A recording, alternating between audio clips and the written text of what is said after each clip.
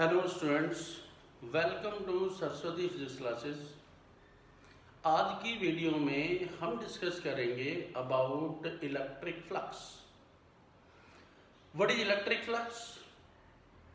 What is the requirement of electric flux? तो इन दो फ्लक्स को कैलकुलेट करने के लिए या फ्लक्स को समझने के लिए सबसे पहले तो एक रिक्वायरमेंट, क्यों पढ़ूं मैं इलेक्ट्रिक फ्लक्स? हमने पढ़ा strength in unity, means collective field जो होगा, कलेक्टिव जो आर्टिकल्स होंगे उनकी स्ट्रेंथ ज्यादा होती है। यदि किसी चार्ज से कुछ फील्ड लाइन्स बाहर निकलती हैं तो जो इलेक्ट्रिक फील्ड पैटर्न जो जनरेट होगा due to the field lines, यदि मैं उन फील्ड लाइन्स को कलेक्ट कर दूं, इकट्ठा कर दूं, तो उनकी स्ट्रेंथ इंक्रीज होगी। तो to increase the electric field intensity, तो जो एक कलेक्शन ऑफ फील्ड होता है that is called electric flux. तो फ्लक्स को कैलकुलेट करने का जो मेन कोज है वो है मेरा उसकी स्ट्रेंथ को बढ़ाना। जैसे आपने देखा होगा कि यदि बहुत सारे स्टिक्स हैं मेरे पास, यदि उन स्टिक्स को इकट्ठा करके मैं ब्रेक करने की कोशिश करूं तो नहीं कर सकते। जैसे झाड़ू में बहुत सारी स्टिक्स होती हैं, यदि उन स्टिक्स को इंडिविजुअली सभी बहुत सारे लोग लें और वो सफाई करने की कोशिश करें तो वो बहुत अच्छे से सफाई नहीं कर सकता। लेकिन एक कलेक्टिव, जब मैं सबको इकट्ठा करके और फिर मैं कोशिश करूं तो अब क्या होगा, वो पहले से ज़्यादा स्ट्रेंथ होगी। टीवी में ऐड आता है, एक लड़की होती है अपने बालों को बांध के ट्रक को पकड़ के खींच देती है। Is it possible? Yes, possibility है, क्योंकि जब वो इकट्ठा फील्ड होगा तो उस टाइम उसकी स्ट्रेंथ इंक्रीज हो जाती है। तो to increase the strength of electric field we calculate the electric flux. तो फ्लक्स के कुछ एग्जांपल्स, फ्लक्स केवल इलेक्ट्रिक ही होता है? नो, इलेक्ट्रिक फ्लक्स होता है, मैग्नेटिक फ्लक्स होता है, लाइट फ्लक्स होता है, means the collection of field lines. तो the number of electric line of forces crossing linked with cross section normally are known as, जो भी फील्ड लाइंस हैं, तो जो मैं बात कर रहा था इलेक्ट्रिक फ्लक्स की डेफिनेशन की, तो the total number of electric line of forces crossing linked with cross section normally is known as electric flux. That is, the surface integral of electric field intensity linked with cross section is known as electric flux. Scalar quantity होता है। अब यहाँ जब आप flux को calculate करते हैं तो कम से कम, जैसे मैंने कहा, हर कॉन्सेप्ट के लिए कुछ भी क्वांटिटी, जैसे चार्ज के लिए नंबर ऑफ इलेक्ट्रॉन्स की रिक्वायरमेंट होती है, फोर्स के लिए हैवी पार्टिकल लाइट पार्टिकल पर फोर्स लगाता है, इलेक्ट्रिक फील्ड जिस पॉइंट पर निकालते हैं वहाँ टच चार्ज कंसीडर करते हैं। तो इसी तरह से जब मैं इलेक्ट्रिक फ्लक्स कैलकुलेट करना चाहूँगा तो बेटा जी सबसे पहले उस क्रॉस सेक्शन का एरिया निकालेंगे, पहला step. Second step is normal draw करिए। Third step, direction of electric field from the normal, उस एंगल को मेजर कीजिए और एक फॉर्मूला मैं अभी देता हूँ, उस फॉर्मूला अप्लाई करिए तो आप फ्लक्स निकालेंगे। जब तक इलेक्ट्रिक फील्ड का एंगल आप नॉर्मल से कंसीडर करेंगे तब तक आप फ्लक्स कैलकुलेट कर सकते हैं।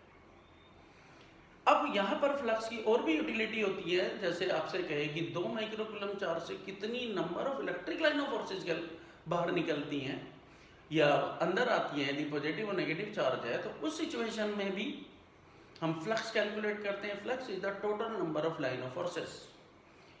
तो let me explain the total number of electric line of forces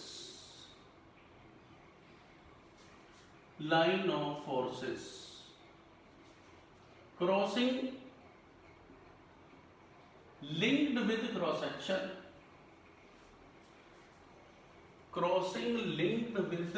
section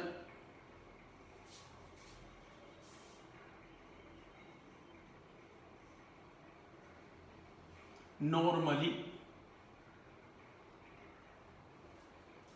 that is surface integral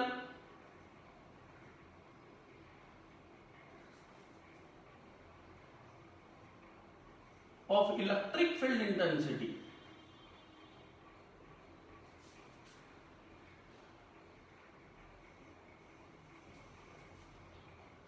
linked with cross section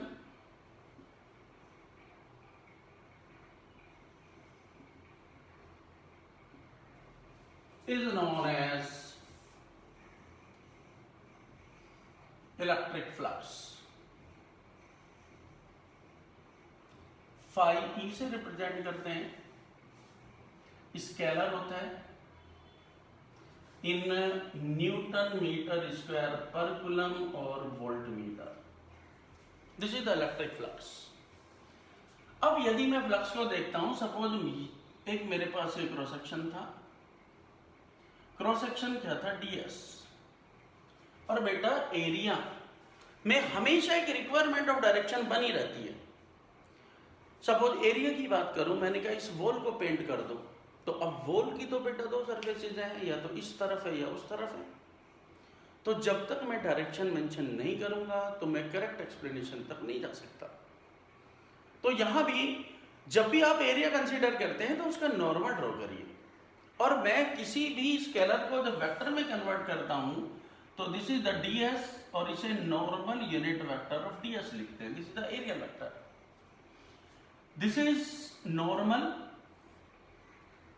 और सपोज ये इससे बेटा फील्ड लाइंस निकलती हैं, ये फील्ड लाइंस हैं, तो ये जितनी number of line of forces इस क्रॉस सेक्शन से पास होती हैं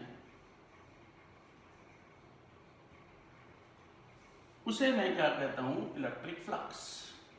These are the field lines, electric field intensity, then angle of electric field intensity from the normal। तो electric flux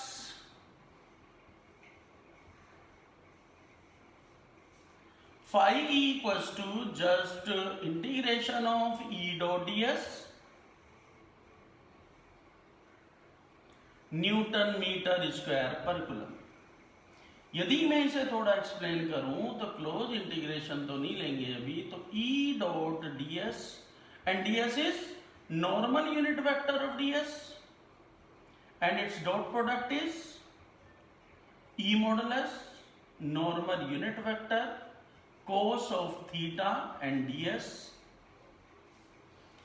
then electric flux is E बेटा बाहर रख लेते हैं, ये 1 हो गया, cos थीटा भी बाहर रख लेते हैं, that is the integration of ds, surface integration,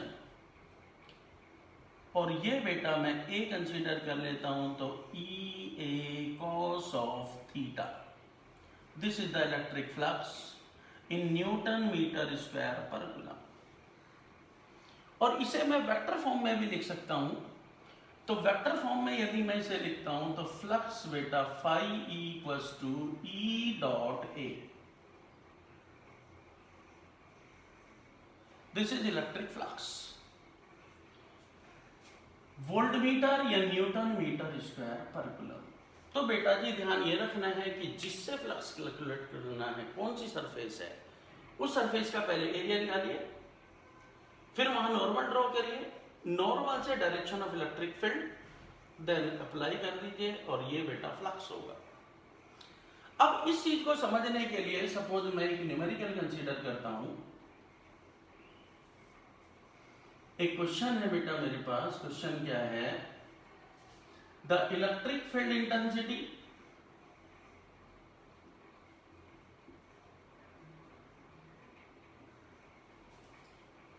ten is to the power 6 J cap newton per coulomb in free space.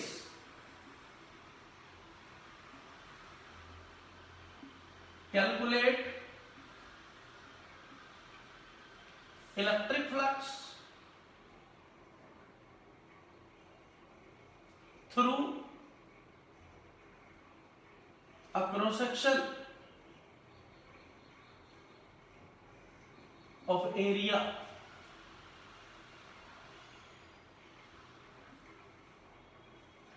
Ten raised to the power -3 metre square in, यहां पर मैं कुछ cases लेता हूं जैसे XY plane, second is YZ plane, and third one is ZX plane. Cross section का shape क्या है, सर्कुलर है, रेक्टेंगुलर है, स्क्वायर है, व्हाटएवर जो भी है, बट मुझे इन प्लेन्स में रखना है, पहले XY प्लेन में, YZ प्लेन में, ZX प्लेन में। अब मैंने आपसे क्या कहा था, जब आप सॉल्यूशन लेंगे तो उसका तरीका क्या करना है कि सबसे पहले आप रखिए area. What is area? 10⁻³ metre square. Second thing, electric field 10⁶ newton per coulomb. किस डायरेक्शन में है? y में। J cap represent to y। अब बेटा जी जब मैं पहला पार्ट लेता हूं XY प्लेन, तो XY प्लेन में नॉर्मल क्या होगा? जिस रूम में आप खड़े हैं, एक को मैंने मान लिया ये x एक्सिस थी, ये मेरी क्या होगी y एक्सिस है, ये ऊपर z एक्सिस है। तो हम जो खड़े हैं वो XY प्लेन में है, और XY प्लेन के परपेंडिकुलर नॉर्मल मतलब परपेंडिकुलर क्या होगा? z axis. तो बेटा जी नॉर्मल यूनिट वेक्टर क्या होगा? Along z axis. तो z एक्सिस में हो गया नॉर्मल, और इलेक्ट्रिक फील्ड हो गया बेटा y में, तो theta would be 90 degree. Then flux φ1 equals to EA cos of theta, and cos 90 would be 0। इसकी आपके पास एक और चॉइस बनती है, वो चॉइस क्या है? और में यदि मैं देखूं कि भाई एरिया ठीक है, इलेक्ट्रिक फील्ड यदि मैं वेक्टर में मेंशन करूं 10⁶ J cap newton per coulomb, and the normal unit vector के साथ अब एरिया यदि लिखता हूं तो 10⁻³ K cap. Then flux φ1 equals to E dot A, तो φ1 equals to E is 10⁻⁶ J cap dot 10⁻³ K cap, but J dot K is 0, तो flux would be 0। अब बेटा ये तो पहला केस था, अब मैं दूसरे प्लेन में आ गया, मैं इसी में करके देखता हूं। मैंने सेकंड दूसरा केस लिया। अब ये है YZ प्लेन, तो normal would be along x axis and the direction of electric field along y axis, so angle is 90 degree. Again flux 0। यहां पर यदि मैं देखता हूं, यदि वेक्टर चॉइस आपको रखनी है तो this is I cap and this is I cap, and J dot I would be 0। तो बेटा मैंने दो चॉइस रखी कि आप I के K में सॉल्व करना चाहते हैं या किस में, आंसर तो सेम ही रहेगा। अब बेटा थर्ड केस क्या था मेरा? इन ZX प्लेन, तो ZX के नॉर्मल क्या होगा? Y axis.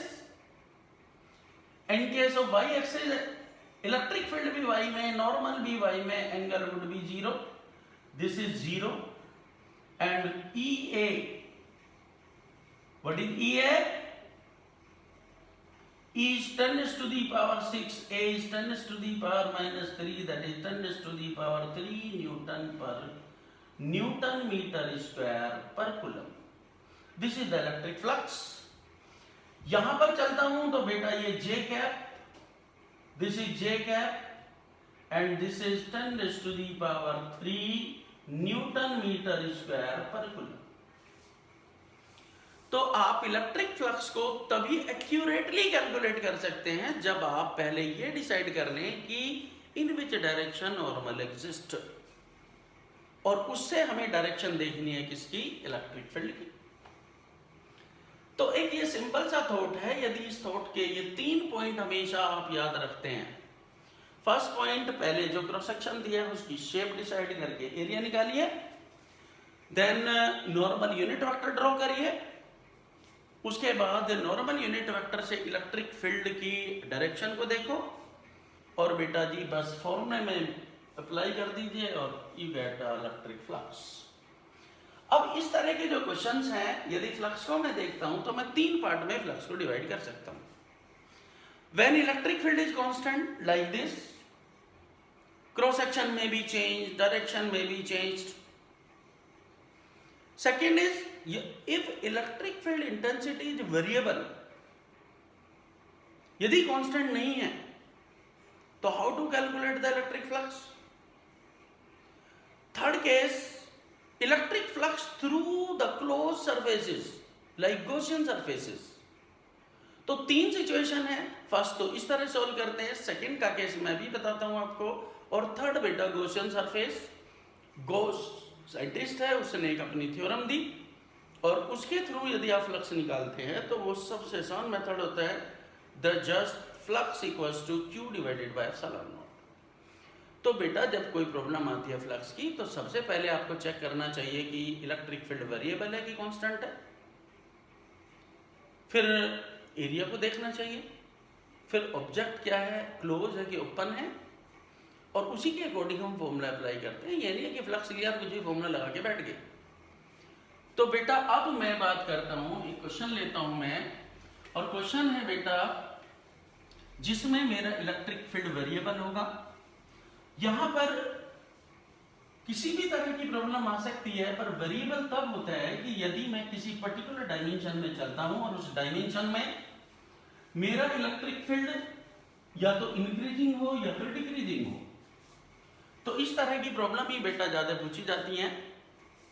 तो मेरा जो सेकंड क्वेश्चन है, और ये क्वेश्चन किस पर बेस्ड है बेटा, variable electric field. Variable electric field, इस पर बेस्ड मैं क्वेश्चन ले रहा हूं. क्वेश्चन ये है, in given figure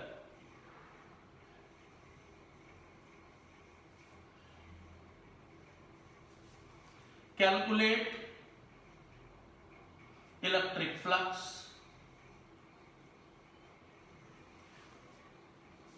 when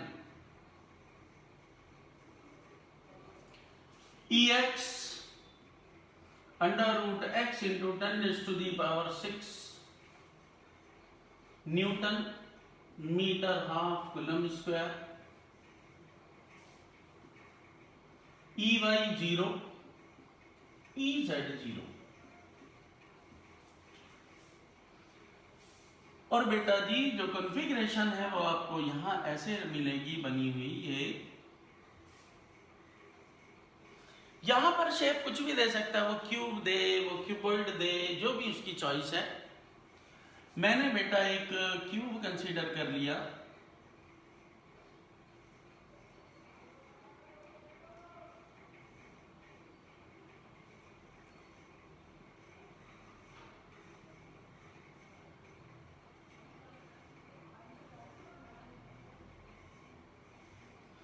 this the cube, ये x एक्सिस, ये बेटा y एक्सिस, इधर क्या है z एक्सिस.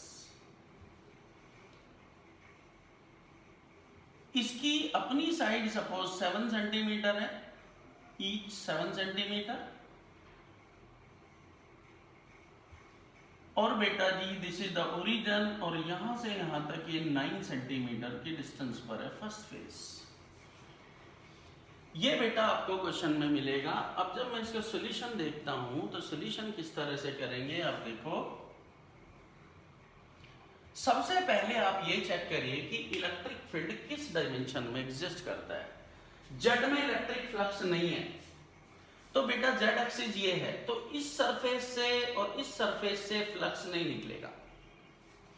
वाई में इलेक्ट्रिक फील्ड इंटेंसिटी 0 है, तो ना इस सरफेस से फ्लक्स निकलेगा, ना नीचे वाली सरफेस से इलेक्ट्रिक फ्लक्स निकलेगा. अब इलेक्ट्रिक फील्ड है बेटा ऐसे, this is the electric field, and electric field is directly proportional to root x. That means x जब 0 रखूंगा तो यह इलेक्ट्रिक फील्ड 0 होगा. मैं 4 रखूंगा तो 2 times of 10 to the power 6, 9 रखूंगा and so on. That means electric field is increasing. तो जब फील्ड लाइन यहां से एंटर करेंगी तो एक तो इस सरफेस से एंटर करेंगी, एक इस सरफेस से एग्जिट होंगी, ऐसे निकली है. तो यहां पर इलेक्ट्रिक फील्ड क्या होगा, E2. अब अलग अलग इलेक्ट्रिक फील्ड क्यों है, क्योंकि बेटा x पे डिपेंड करते हैं. यहां पर ये 9 सेंटीमीटर है, जब मैं 9 रखता हूं तो यहां होगा 3 इंटू 10⁵ न्यूटन पर कूलम। यहां से 7 ये 9 ये 16, तो यहां हो जाएगा 4 इंटू 10⁵। इलेक्ट्रिक फील्ड अलग अलग है तो इसलिए मैंने यहां E1 और E2 मेंशन कर दिया। This is the direction of electric field.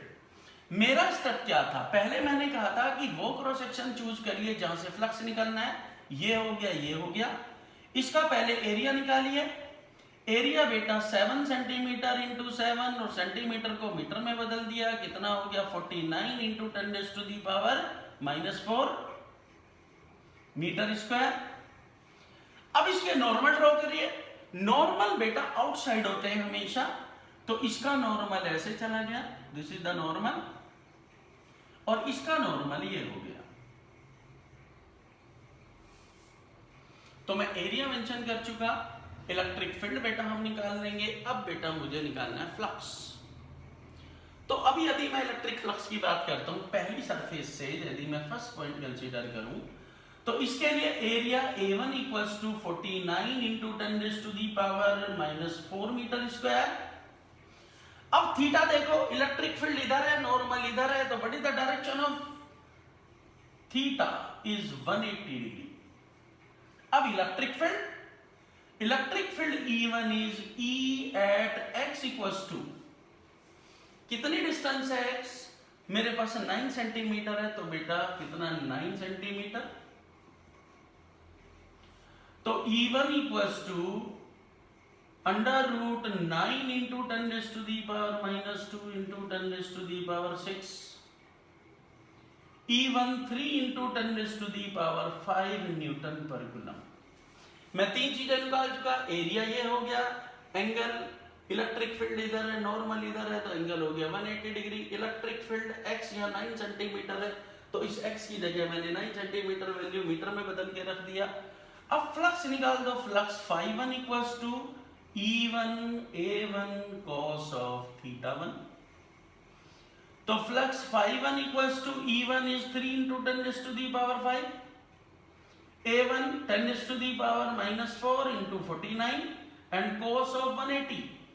cos 180 क्या होगा बेटा -1, तो -3 9 27 2 12 और 2 1 4 and 0 Newton metre square per coulomb. This is the flux through this surface. अब बेटा फ्लक्स निकालो इससे। अब मैंने सेकंड केस डाला और वो क्या होगा A2 सेम बेटा 49 इंटू 10⁻⁻4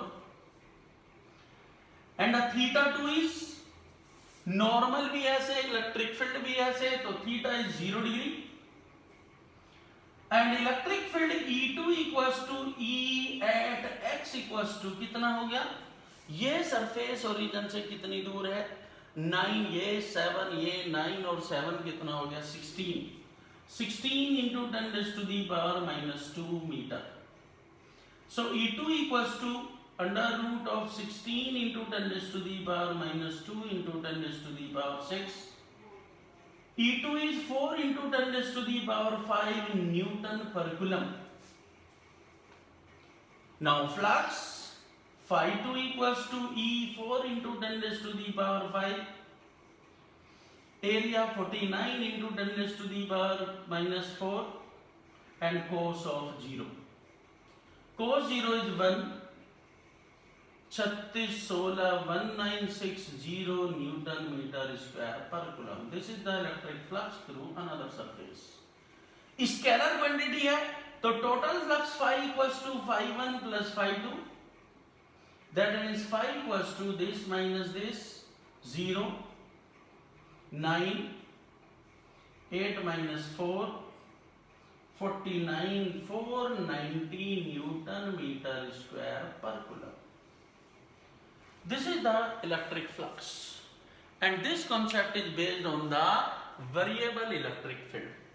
अब क्या क्यूब इसी पोजीशन पर होगा? नो, ये क्यूब बेटा सेंटर पर हो सकता है। जब ये सेंटर पे रखा होगा तो इसकी पोजीशन 0 होगी, तो मैं यहाँ पहले 0 रख दूंगा। फिर 9 सेंटीमीटर पर आएगा तो 9 सेंटीमीटर या 7 सेंटीमीटर। अब क्वेश्चन आता है क्या हमेशा x में ही होगा?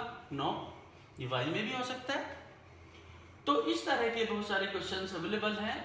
मैं एक और क्वेश्चन आपको मैं करके दिखा देता हूँ। मैं थोड़ा सा क्वेश्चन में चेंज करता हूँ और इसी में ऑल्ट्रेशन करेंगे जिससे आप बात को समझें। In given figure calculate the electric flux, और इसे मैं थोड़ा चेंज करता हूँ, थ्रू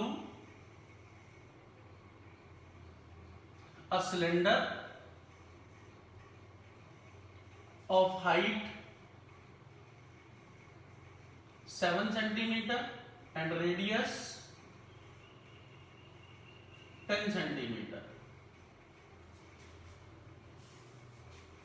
बस मैं क्वेश्चन को थोड़ा चेंज करूंगा।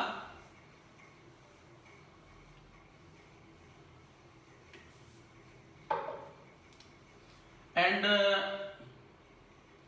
Ex यहां 0 ले लिया, Ey बेटा y raise to the power 3/2 into 10 raise to the power 6, and Ez क्या होगा बेटा 0।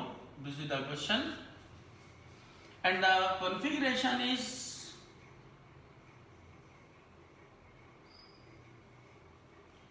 this is the cylinder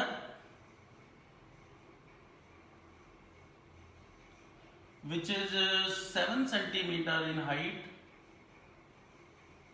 and its radius is 10 centimeter and 9 centimeter away from the origin on the y-axis. This is x-axis and z-axis. Electric field is along the y-axis.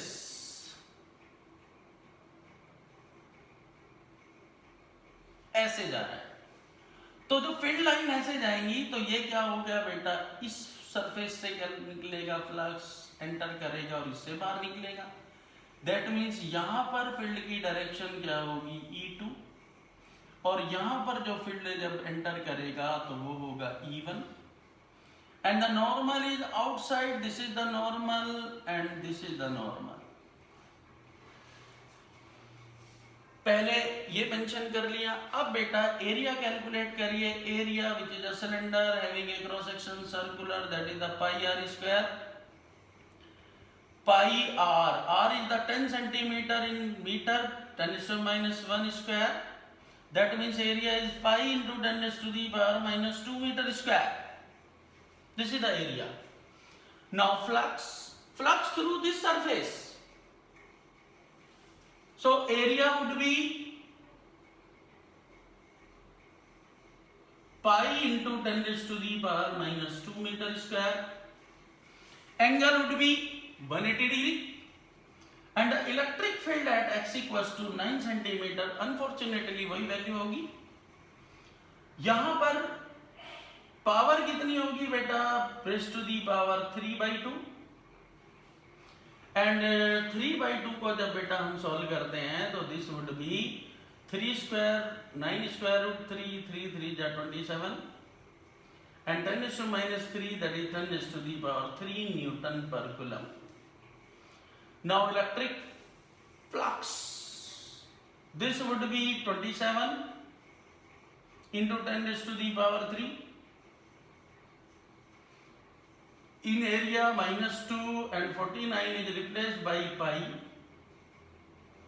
and value is 27 pi, 270 pi newton metre square per coulomb. कोई step नहीं बदला। अब बेटा second case, फिर मेरा area बस change हुआ, pi into 10⁻⁻2 metre square, angle would be same and distance unfortunately same, 9 और plus 7 16, and this would be raise to the power 3/2 and this is 64 into 10⁻³ that is the 3. Again electric flux, this is 10⁻³, this is pi, this is -2, and this would be 640 pi Newton meter square per coulomb, and the net flux would be 640, that means 0, 14 minus 7 is 7 and 5 minus 2 is 3. 370 pi newton metre square per coulomb. तो बेटा जी ये situation है हमारी electric flux through surfaces whenever electric field intensity is variable।